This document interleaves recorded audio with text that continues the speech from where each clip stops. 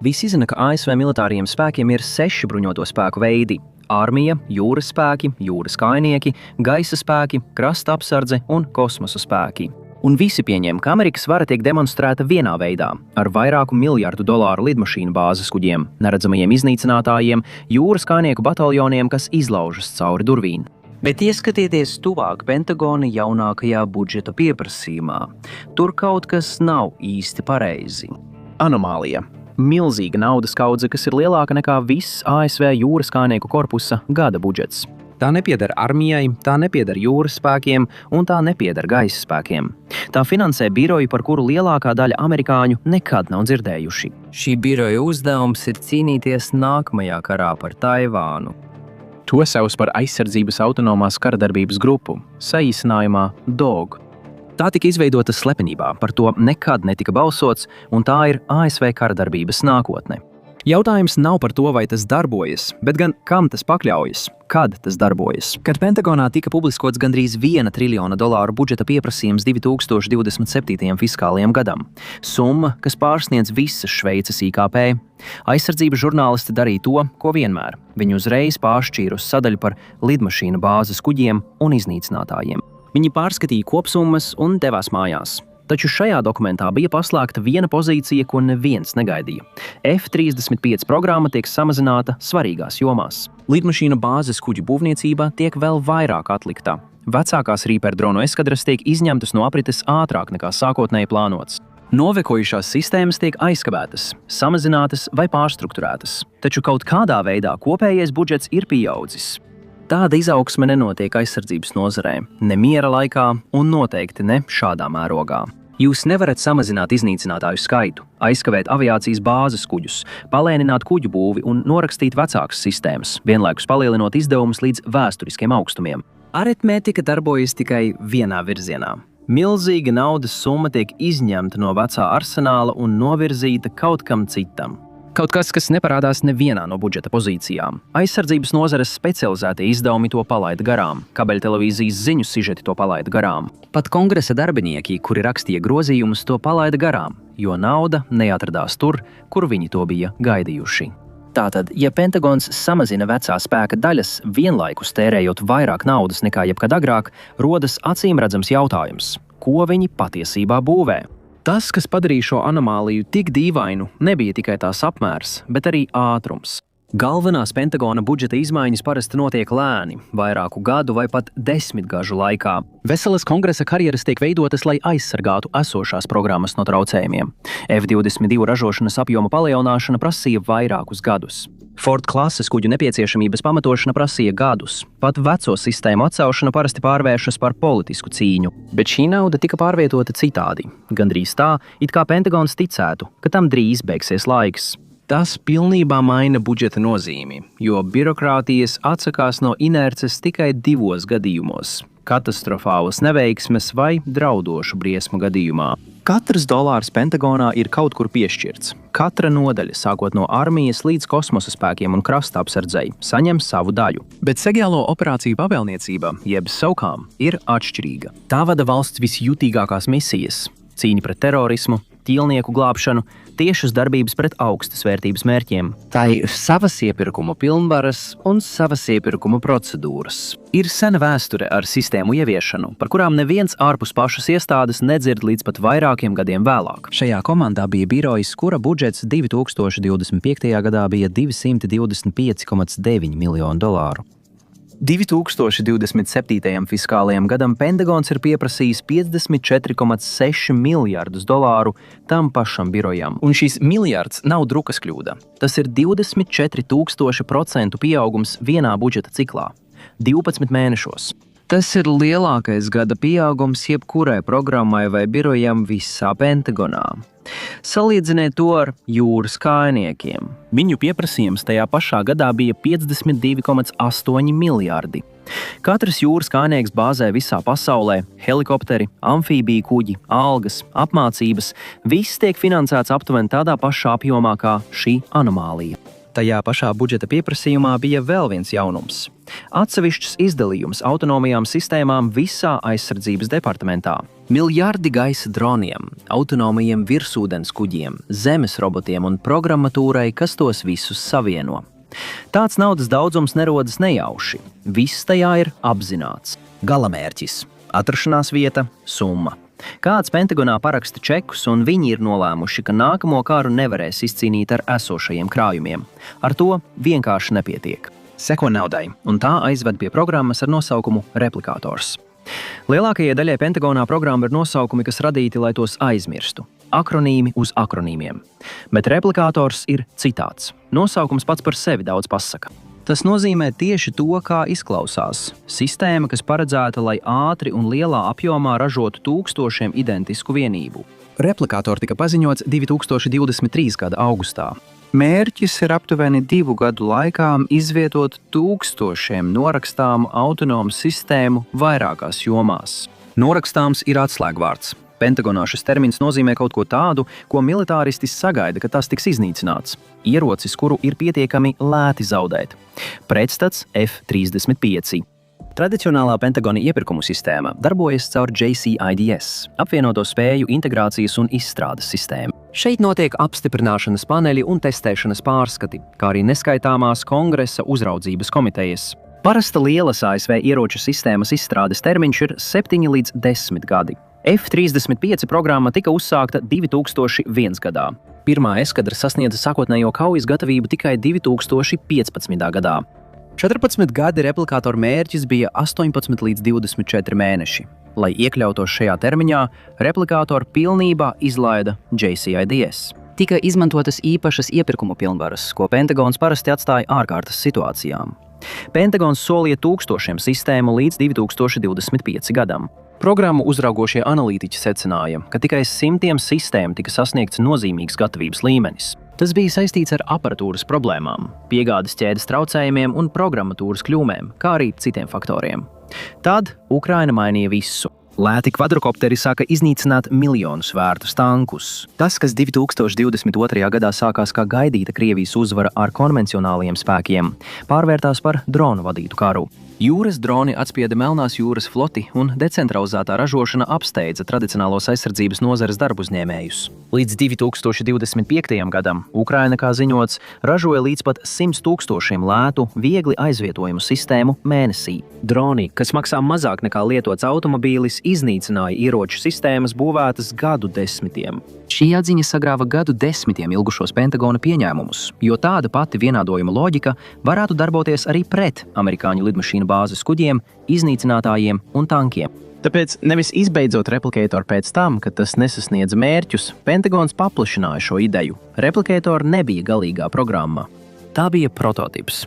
Un prototipi pastāv viena iemesla dēļ, lai pārbaudītu, vai pilnīgi jauns modelis spēj izdzīvot saskarē ar realitāti. Pentagons Replikatoru laikā iemācījās kaut ko tādu, kas bija svarīgāks par nokavētajiem termiņiem. Tas iemācījās, ka silīcija ielējam spēj izstrādāt ieročus ātrāk nekā tradicionālais aizsardzības sektors spēj apstiprināt PowerPoint prezentācijas. Jaunuzņēmums varēja pārveidot aparatūru dažu nedēļu laikā vai izlaist programmatūras atjauninājumus vienas nakts laikā. Tradicionālā iepirkumu sistēma tika veidota ap statiskām sistēmām, kas darbojās gadu desmitiem.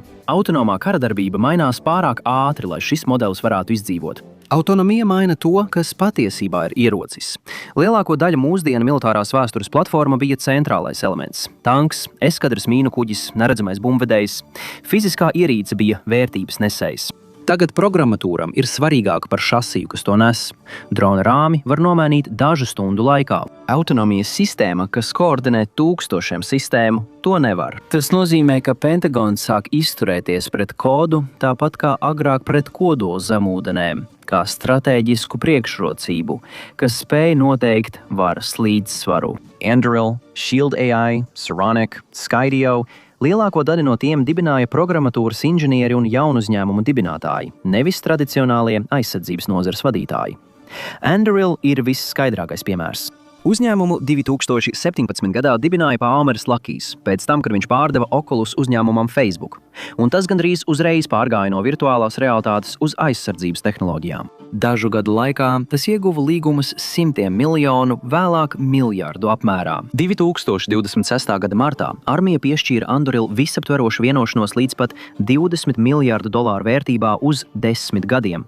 Uzņēmums nav orientēts uz aviācijas bāzes kuģiem vai tankiem. Tā pamatprodukts ir programmatūra ar nosaukumu Lattice. Tā ir izstrādāta, lai apvienotu sensoru datus no droniem, radariem, satelītiem, kamerām un autonomām platformām vienotā operatīvā ainā. Koordinācijas slānis pie tiem. Saronic izstrādā autonomus kuģus, Shield AI izstrādā mākslīgā intelekta pilotus. Skydio jau palielināja taktisko dronu ražošanu pēc tam, kad Ķīnā ražotās sistēmas tika izslēgtas no operatīvās lietošanas. Kopā šie uzņēmumi izveidoja kaut ko tādu, kas Pentagonam iepriekš nebija bijis. Paralēlu aizsardzības rūpniecisko bāzi, kas ir optimizēta autonomam karam, nevis augstā kara iepirkumu cikliem. Riska kapitāls ātri sekoja. Miljardi dolāru ieplūda aizsardzības tehnoloģijās no 2022 līdz 2025 gadam. Līdzekļi, kas agrāk tika ieguldīti patērētāju lietotnēs, tagad sāka plūst autonomā kara jaunuzņēmumos. Lielie aizsardzības ģenerālu uzņēmēji nav pazuduši, viņi nepazudīs. Taču iepirkumu smaguma centrs ir mainījusies. Pentagona steidzamākais finansējums vairs neplūst uz Betesdu vai Arlingtonu. Tā plūst uz Costa Mesu, Ostinu, San Diego un 5 miljonu kvadrātpēdu lielu objektu lauku Pikavejas apgabalā Ohio štatā, ko sauc par Arsenal One. Tieši tur Anduril sāka ražot Fury kaujas dronus 2026. gada martā, 3 mēnešus pirms plānotā grafika.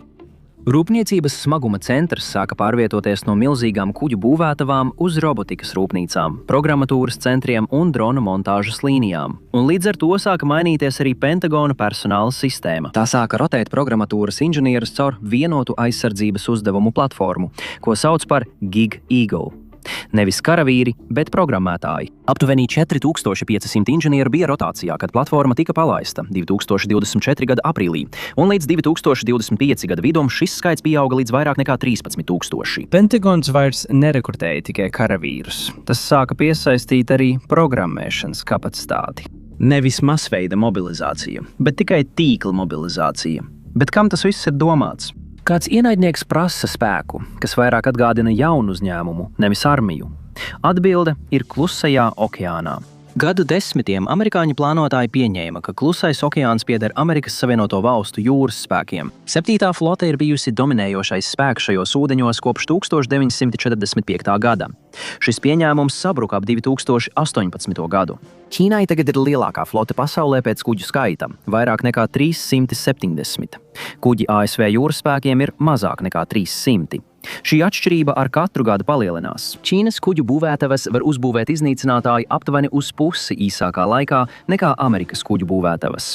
Taču kuģu skaits nav īstā problēma. Problēma ir raķetes. Ķīna gadiem ilgi izstrādāja pretkuģu balistiskās raķetes DF-21D un DF-26. Tās ir izstrādātas, lai paveiktu vienu lietu – trāpītu lidmašīnu bāzes kuģim atklātā okeānā no vairāk nekā 1000 jūdžu attāluma. Ja šīs raķetes darbojas kā plānots, kars amerikāņu lidmašīnu bāzes kuģis, kas darbojas netālu no Taivānas, lielā kara gadījumā gandrīz uzreiz kļūst par mērķi. Ford klases lidmašīna bāzes kuģis pārvadā 1000 jūrnieku. Zaudēt vienu būtu katastrofāli.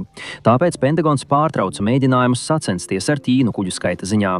Ģeogrāfija padara šo slazdu neizbēgamu. Taivāna atrodas aptuveni 100 jūdžu attālumā no Ķīnas kontinentālās daļas krasta. Jebkurš iebrukuma flotei, kas šķērso šaurumu, rodas īss ievainojamības brīdis, pirms karavīri izveido placdarmu.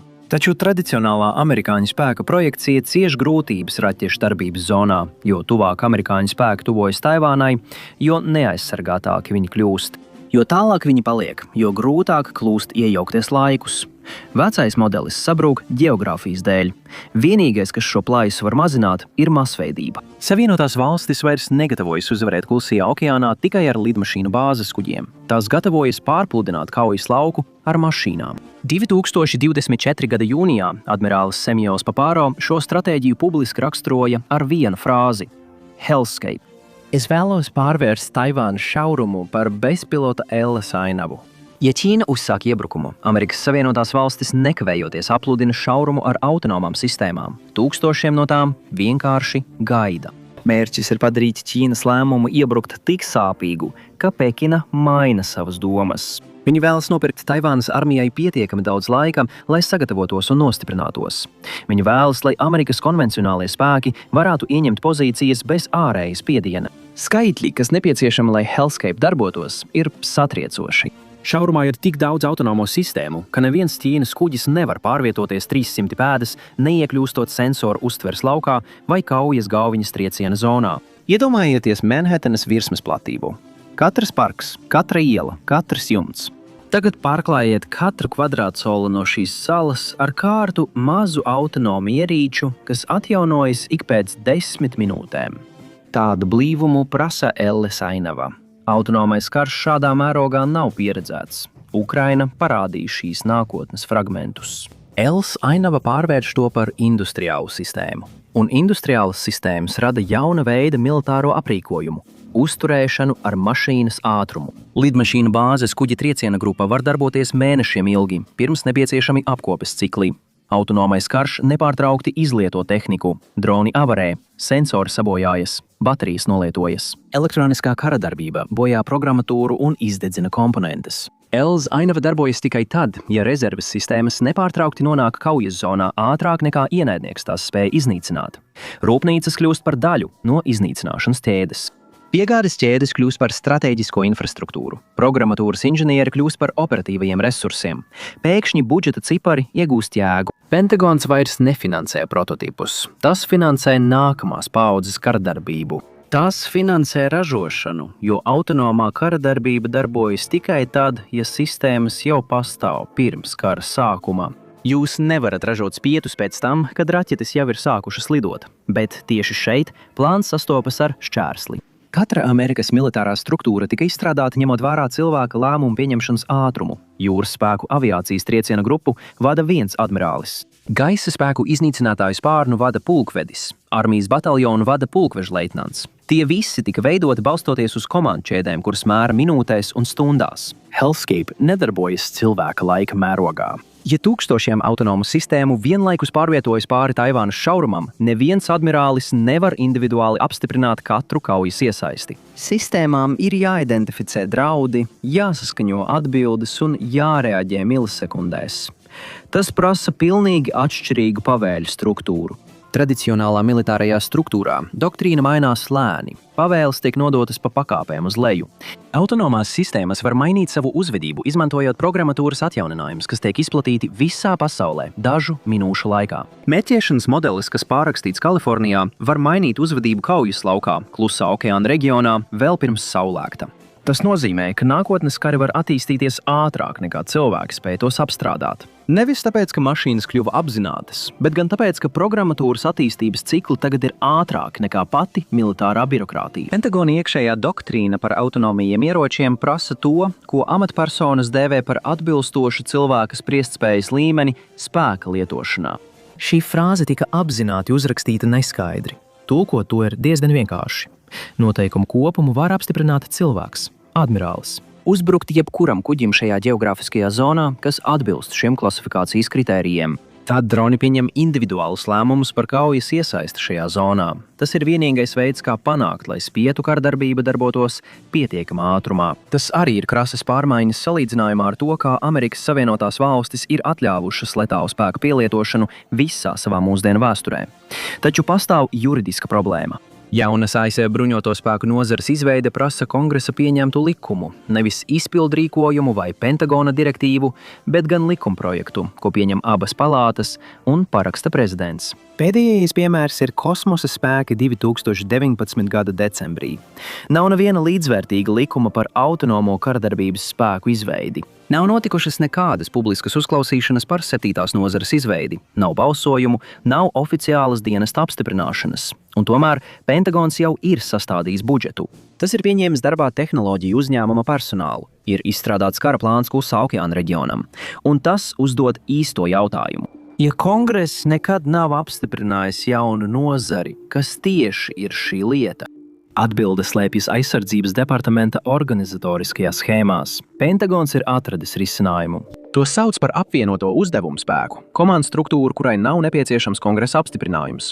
Tas ir tas pats mehānisms, kas 1980. gadā izveidoja apvienoto speciālo operāciju pavēlniecību. Šī pavēlniecība joprojām pastāv arī šodien, un Pentagons to izmanto vēlreiz. Un DOG ir tieši šāds risinājums. $54,6 miljardu vērtā nodaļa, kas atrodas speciālo operāciju pavēlniecībā. Slēptais budžeta galamērķis, kas bija lielāks nekā jūras kājnieku korpusam. Ar 2027. finanšu gada budžetu saistītie ziņojumi raksturoja DOG kā nākotnes autonomā kara pavēlniecības struktūras kodolu, līdzvērtīgs ASV kiberkomandai. Oficiāli nav militārā struktūra vienība, bet arvien vairāk darbojas kā tāda. Tā ātrie iepirkumu ceļi un politiskais atbalsts no tradicionālajiem dienestiem, kas citādi cīnītos par budžeta līdzekļiem. Tiek veidota arī Dienvidu pavēlniecības versija. Dienvidu pavēlniecības autonomā kara pavēlniecība jeb SOK tika izziņota 2026. gada sākumā. Tā tieši koordinēsies ar DOG par pretnarkotiku dronu operācijām Latīņamerikā. 2 reģionālās autonomā kara pavēlniecības. Neviena no tām nav juridiski atzīta kā dienests, taču abas vada savus bezpilota spēkus. Vienīgais, kas pietrūkst, ir oficiāla kongresa atzīšana. Un varbūt šī neskaidrība ir apzināta. Tā ir 7. militārā nozare visā, izņemot nosaukumu. Spēks bez noteikta nosaukuma ir grūtāk pārbaudāms kongresam. Uzraudzība kļūst sarežģītāka. Ārvalstu izlūkdienestiem ir grūtāk to izzināt. Gan Krievijai, gan Ķīnai ir izlūkdienesti, kas pilnu laiku nodarbojas ar Amerikas kaujas spēku izpēti. Viņi zina, cik daudz F-35 lidmašīnu izmanto gaisa spēki. Viņi zina, cik daudz zemūdeņu jebkurā dienā atrodas Perl-Harborā. Taču viņiem ir daudz mazāk informācija par spēku, kam nav ne ēkas, ne dienesta. Sekas tur ir daudz nopietnākas nekā tikai biroja dokumentācija. DOG tika izveidots dažu mēnešu laikā un finansēts no grāmatvedības kategorijām, par kurām lielākā daļa amerikāņu nekad nav dzirdējuši. Tas ir vērsts uz karu, par kuru lielākā daļa amerikāņu nemaz nezina, ka Pentagons tam aktīvi gatavojas. Šādā veidā veidojot spēkus ir reālas sekas. Pirmā no tām ir uzraudzība. Kongresa komitejām ir izveidojušies ieradumi rūpīgi pārbaudīt esošos dienestus. Pārstāvju palātas bruņoto spēku komitejai ir apakškomitejas taktiskajai aviācijai, jūras spēkiem un stratēģiskajiem spēkiem. Nav apakškomitejas autonomajai karadarbībai. Senatori Rodžers Vaikers un Maiks Rodžers vadīja pārstāvju palātas bruņoto spēku komiteju. Abi publiski ir brīdinājuši pret šāda mēroga struktūrālām izmaiņām bez skaidras uzraudzības. Neviens no viņiem nav apturējis budžeta pieprasījumu virzību uz priekšu. Otrais ir izpilde. Birojam, kas pagājušajā gadā apņēmās iztērēt $225,9 miljonus, nav pietiekami daudz līgumu slēgšanas personāla, lai 12 mēnešos iztērētu $54,6 miljardus. Replicator jau ir nokavējis savus mērķus. Aizsardzības analītiķi prognozēja, ka DOG pirmajā gadā apņemsies iztērēt mazāk nekā 60% no sava budžeta. Trešais ir eskalācija. Lidmašīnu bāzes, kuģi un bumbvedēji pārvietojas lēni. Tie dod diplomātiem laiku sarunām. Iepriekš izvietotu autonomo sistēmu bars ir ieprogrammēts. Lai iesaistītos pats, tiklīdz tiek pārsniegts noteikts slieksnis. Politiskie līderi var nonākt karā, ko iekārtas sākušas pirms diplomātijai bija iespēja. 2032. gadu sākumā Ford klases kuģi joprojām pastāvēs, taču to uzdevumu profils būs mainījies. Lidmašīnu bāzes kuģi neieies Taivānas šaurumā. Tomēr tie uzturēsies ārpus raķešu darbības zonas, palaižot bezpilotu sistēmas uz priekšu. Tie kalpos kā komandcentrs pie tiem, kas darbojas simtiem jūdžu attālumā. Iznīcinātāji piloti joprojām lidos, taču viņu nu būs mazāk. Viņu uzdevums būs vadīt autonomu pavadošo lidaparātu formācijas, nevis lidot ar atsevišķām lidmašīnām strīdīgā gaisa telpā. Jūras kājnieki joprojām būs aktīvi, taču viņu desanta spēki būs mazāki un izkliedētāki. Viņus ieskaus autonomā izlūkošana, kas uztvers un neutralizēs draudus vēl pirms kāds jūras kājnieks būs izkāpis krastā. Taču smaguma centrs ir mainījies. Dārgākā pozīcija Pentagona budžetā vairs nav jauna iznīcinātāja vai jauna aviācijas bāzes kuģu būvniecībā. Tagad tā ir spieta izveide. Cīņa, par kuru visi Vašingtonā ir pārliecināti, ka tā tuvojas, ir cīņa par Taivānu, un vairs netiek uzskatīts, ka 20. gadsimtam veidotā spēku struktūra spēs to uzvarēt. To izšķirs spēks, ko Pentagons ir izveidojis visiem redzot. Aiz budžeta rindas, kuru neviens nepamanīja, speciālo operāciju pavēlniecībā, kas nekad skaļi nepateica, kam tā tiek veidota. Bruņoto spēku veids visā, izņemot nosaukumu. Pirmo šāvienu nākamajā lielvaru karā var izdarīt mašīna, kas izvēlas mērķus ātrāk nekā cilvēki spēj iejaukties. Kods izlems iznākumu vēl pirms cilvēki būs ieradušies. 7. bruņoto spēku veids jau darbojas. Tā vienkārši vēl nav oficiāli paziņota. Paldies, ka šodien pievienojāties man. Ceru, ka jums patika video, un ja vēlaties redzēt vairāk šādu video, lūdzu apsveriet iespēju abonēt un ieslēgt paziņojumus. Tas tiešām ir svarīgi. Vēlreiz paldies un tiekamies nākamreiz raidījumā Map Pack.